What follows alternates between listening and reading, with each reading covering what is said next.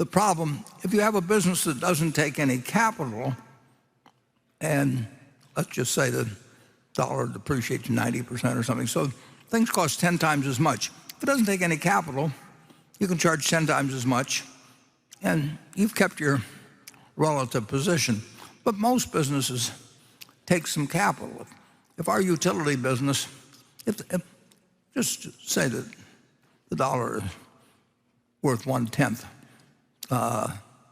some years hence from now, we have to have 10 times the capital investment, basically. And we get paid a return on that.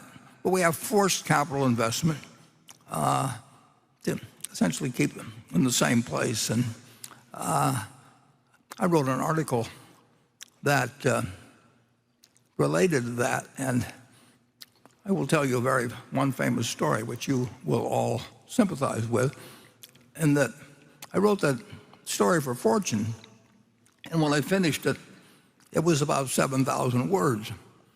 And Fortune didn't like publishing 7,000 words, and they had my friend Carol Loomis explain that to me, knowing that I would pay more attention to her than anybody else, but being stubborn and male, I said,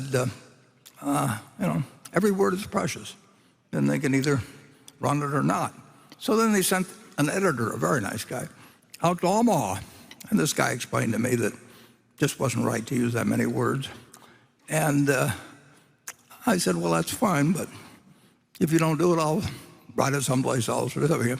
Very disgusting behavior on my part. And then I sent it. It was beginning to bother me a little.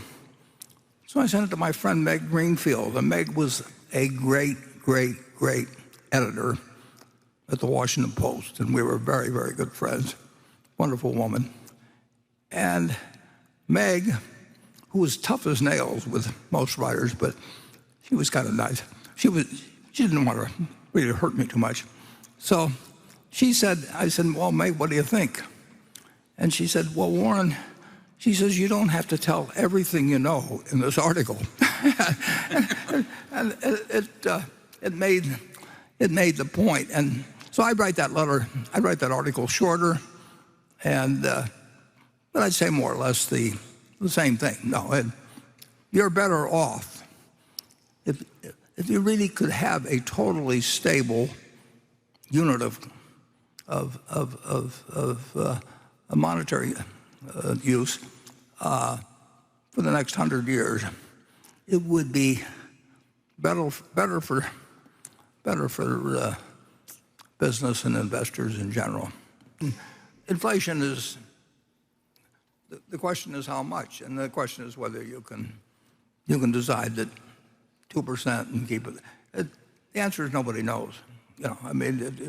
You do not know, and nobody knows. You can list all kinds of stuff, but nobody knows how much inflation there will be over the next 10 years or 20 years or 50 years or next month.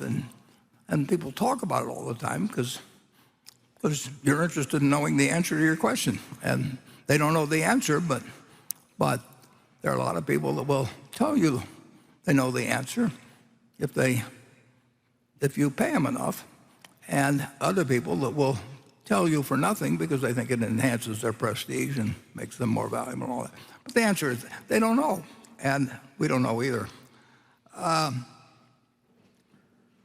The best protection against inflation, though, still is your own personal earning power. If you play the violin very well, you will do reasonably well during inflation. I mean, play it better than other people will pay you for doing that. All kinds of things. So your skills will not be taken away, and your money may be